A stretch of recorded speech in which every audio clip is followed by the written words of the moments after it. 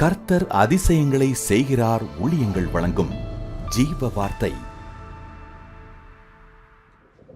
இந்த நாளிலே ஜீவ வார்த்தை மூலம் உங்களை சந்திப்பதில் கர்த்தருக்குள் பெருமகிழ்ச்சி அடைகிறேன். ஆண்டவர் இன்றைக்கு உங்களுக்கு வசனத்தை அனுப்பி அற்புதங்களை செய்ய போகிறார்.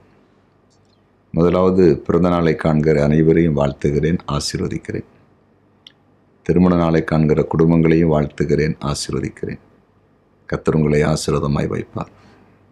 இன்றைய ஜீவ வார்த்தைக்கான வசனம் 1 நாளாகமம் 17:13 வசனம். நான் அவனுக்கு பிதாவாயிருப்பேன், அவன் எனக்கு குமாரனாயிருப்பான்.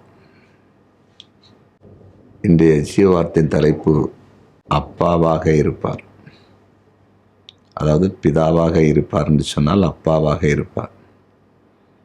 ஆண்டவர் தாவீதிடத்தில் தீர்க்கதரிசியை கொண்டு சொல்லுகிறார், உன் குமாரனாகிய சாலமோனுக்கு ஆண்டவர் பிதாவாக இருப்பார், உன் மகன் சாலமோன் அவருக்கு குமாரனாக இருப்பான். அப்படின்னா அப்பாவாக இருப்பார். நம்முடைய ஆண்டவர் அப்பா ஸ்தானத்தில் அவர் நம்முடைய வாழ்க்கையில் இருந்தாருன்னா எப்படி இருக்கும்? கொஞ்சம் சிந்திச்சு பாருங்க. இந்த உலகத்தை உண்டாக்கின தேவன், சகலத்தின் சிருஷ்டித்தவர், சகலத்தையும் ஆளுகை செய்கிறவர், அவர் அப்பாவாக இருந்தாருன்னா எப்படி இருக்கும்? கொஞ்சம் யோசித்து பாருங்க. ஆம், அவருடைய பிள்ளையாக இருப்பதை போல கொஞ்சம் கற்பனை பண்ணி பாருங்க. அவர் அப்பான நம்ம பிள்ளை தானே. அப்பாவுடைய ஆசீர்வாதங்கள் எல்லாம் நமக்கு தானே சொந்தமாகும். இன்றைக்கு உங்களோடு கூட ஆண்டவர் பேசி கொண்டிருக்கிறார்.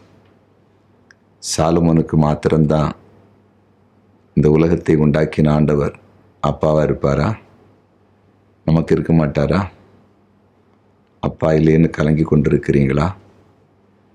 அல்லது அப்பா இருந்தும் பிரயோஜனம் இல்லாத ஒரு அப்பாவாக, ஒரு தகப்பனாக உங்கள் தகப்பன் இருந்து கொண்டிருக்கிறாரா? கலங்கவே வேண்டாம்.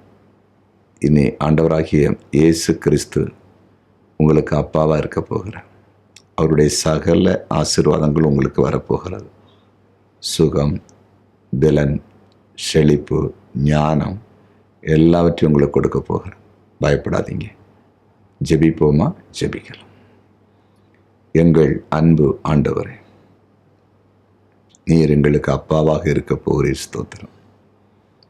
சாலமோனுக்கு நான் பிதாவாக இருப்பேன், அவன் எனக்கு குமாரனாக பிள்ளையாக இருப்பேன்னு சொல்லி வாக்கு பண்ணினீங்க. அந்த ஆண்டவர் இன்றைக்கு ஜீவ வார்த்தை கேட்டு செபிக்கிற அனைவருடைய வாழ்க்கையிலும் நீர் அப்பாவாகவும், உடைய வார்த்தை கேட்கிற அனைவரும் குமாரத்திகளாகவும் இருக்க நீர் கிருபை செய்யும். அனைத்து ஆசீர்வாதங்களையும் நீர் கொடுத்து உடைய பிள்ளைகளை மேன்மைப்படுத்தும். வியாதிப்பட்டவர்களை பொழுதே தொட்டு சுகமாக்கும். சமாதானம் இல்லாதவர்களுக்கு சமாதானத்தை கொடும்.